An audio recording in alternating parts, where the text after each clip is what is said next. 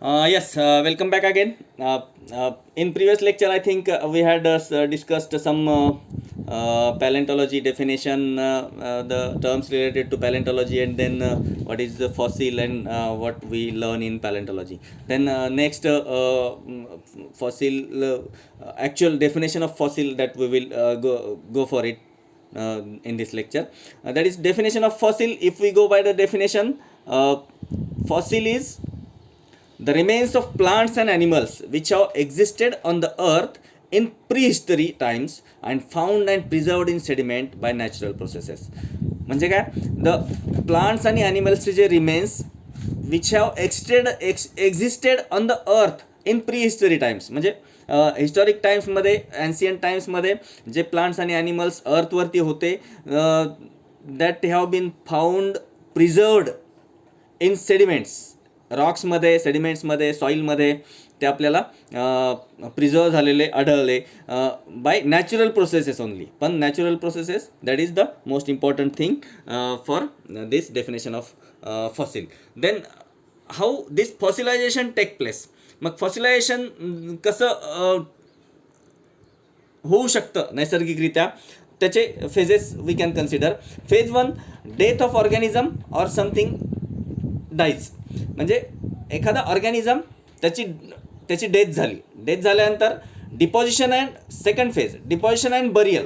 Second फेजमध्ये त्याचं burial झालं, डिपॉझिशन झालं, सेडिमेंटरी लेयर्स त्याच्यावरती डिपॉझिट झाले. It may be washed by river or lake but it usually quickly buried by sediment. म्हणजे ते नदीमध्ये एखाद्या किंवा एखाद्या सरोवरामध्ये वॉश आउट होऊन जाऊ शकतात जे ऑर्गॅनिझम्स डेड झाले ते. पण जर usually quickly buried by sediment, म्हणजे एखाद्या सेडिमेंटरी लेअरमध्ये सेडिमेंट्समुळं त्यांचं बरियल झालं, ते गाडले गेले, तर मात्र ते तसे वॉश आउट होणार नाहीत. तर that is the second phase. And third phase is replacement. That there could be replacement, slowly replacing organism substances in inorganic substances. म्हणजे ऑर्गॅनिझमचे जे ओरिजिनल सबस्टन्सेस आहेत, जसं आपण समजा हार्ड पार्ट्स कन्सिडर केले तर बोन्स किंवा टीथ वगैरे, that could be replaced by some inorganic substances. किंवा अजून काही सॉफ्ट पार्ट्स असतील तर that could also be replaced by some inorganic substances. This process by which the body of organism is converted into fossil by petrification or gradual addition or replacement of organism material to inorganic substances. म्हणजे ह्या सगळ्या प्रोसेसमध्ये death, त्यानंतर deposition and burial आणि त्यानंतर replacement, ह्या सगळ्या प्रोसेसमध्ये organic material is getting replaced by inorganic material. आणि या सगळ्या रिप्लेसमेंट आणि सगळ्या ह्या सुरुवातीपासून डेथपासून ते रिप्लेसमेंट प्रोसेसपर्यंत जे काही प्रोसेस आहे त्या फॉसिलायझेशन आपण त्या प्रोसेसला आपण म्हणू शकतो. Then next point that we could consider here in this fossil chapter is favourable condition of preservation of fossilization. म्हणजे फॉसिलायझेशन होण्यासाठी what are the favourable conditions. As we know that all the organisms which don't transform in to fossil, this general observation reflects that a set of favourable conditions are required to transform a dead organism into a fossil. म्हणजे जे काही dead होतं ते सगळं गाडलं जातं आहे आणि that is getting converted in to fossil. असं होत नाही जनरली. असं होते काय? होत नाही. आपण तसं जर झालं असतं तर एव्हरीथिंग वी कुड have found in the earth that could B fossil. फॉसिलच मिळालं असतं सगळं. म्हणजे असं जे काही गाडलं गेलं ते सगळं जर तसंच जर प्रिझर्व होऊन फॉसिलच्या रूपात मिळालं असतं तर सगळीकडे फॉसिलच राहिले असते. पण तसं होत नाही. मग त्याला काही फेवरेबल कंडिशन्स आहेत. तर what are that conditions that we will consider. म्हणजे ते डेड ऑर्गॅनिझम फॉसिलमध्ये कन्वर्ट होण्यासाठी काय काय कंडिशन्स लागतात दॅट वी विल कन्सिडर.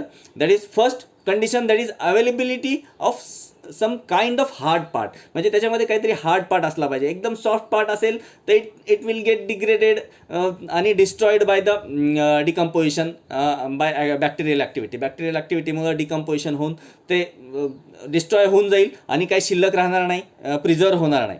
पण त्यासाठी काहीतरी hard part should be there, काही some hard part should be there that could be preserved. तर that is first condition. Then quick burial in a protective medium. आणि protective मीडियममध्ये quick burial ही एक महत्त्वाची कंडिशन आहे. What happens when we consider dead organism, एखादा dead organism consider केला आणि when it is in attachment with the ॲटमॉस्फिअरच्या कॉन्टॅक्टमध्ये जर तो डेड ऑर्गॅनिझम राहिला तर ॲटमॉस्फिअरमधला ऑक्सिजन जो आहे that is the most one of the most decomposing agent. That's why dead organism need to be detach from the atmospheric contact. म्हणजे immediately quickly that dead organism should be get buried. त्याचं burial व्हायला पाहिजे, तो गाडला गेला पाहिजे. Otherwise it will come in contact with oxygen of the atmosphere and as oxygen is one of the most decomposing agent and it will decompose the dead organism and it will not what we can say असं काही शिल्लक ठेवणार नाही तो का जे ज्याला preserve body असं आपण म्हणू शकू. तर it will not there will not any remains of that organic body. So that is quick burial in the protective medium is the another condition. Then sedimentation and permanent covering. मग next point is sedimentation and permanent covering. म्हणजे त्याच्यावरती एक permanent covering आलं पाहिजे, त्याच्यावर sedimentary layering झालं पाहिजे, म्हणजे ते पुन्हा ॲटमॉस्फिअरच्या इनडायरेक्टली कॉन्टॅक्टमध्ये येऊन अजून त्याचं डिकम्पोजिशन होऊ नये. That organism may be increase if the temporary covering get permanent by means of sedimentation.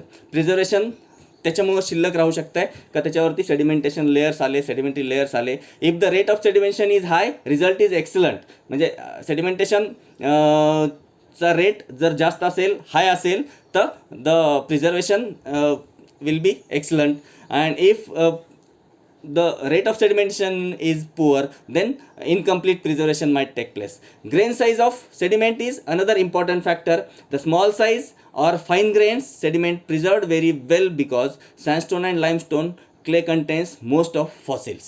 The small size fine grain sediment जे असतील तर त्याच्यामध्ये जास्त ग्रेन साईज पण महत्त्वाचा आहे कारण सँडस्टोन आणि लाईमस्टोन जे फाईन ग्रेन्ड असतात त्याच्यामध्ये बऱ्याच प्रमाणामध्ये जास्त प्रमाणात फॉसिलायझेशन आपल्याला बघायला मिळतं कारण त्याची ग्रेन साईज आपण कन्सिडर केली तर it's compared to very small. Then next is chemical environment. Chemical environment what it suggests that chemical environment is on the basis of pH level. Two types of chemical environments have been defined as alkaline pH level which is greater than 7.8 pH and acidic environment pH level that is less than 7.8 pH. It is well established fact that in an acidic environment organisms with calcareous skeleton are lost by dissolution and in an alkaline environment organisms with siliceous skeleton are lost by dissolution. This fact explains the general absence of organisms with siliceous composition in limestone and organisms with calcareous composition in sandstone. So chemical environment कसं alkaline pH level एक particular असायला पाहिजे, त्यापेक्षा जास्त असेल किंवा कमी असेल तर ॲसिडिक असेल तर calcareous skeleton are lost by dissolution in alkaline environment and calcareous skeleton could be lost by dissolution in acidic environment also. म्हणजे दोन्हीही ॲसिडिक आणि अल्कलाईक दोन्ही एन्व्हायरमेंटमध्ये it is quite possible that those preservations get decrease त्याच्यामध्ये होऊ शकते. So फॉसिलायझेशनच्या environments कशा असायला पाहिजे that we had considered in this lecture. In next lecture I think we will go further for the mode of preservation of fossils and other things. Today we will stop here. Thank you.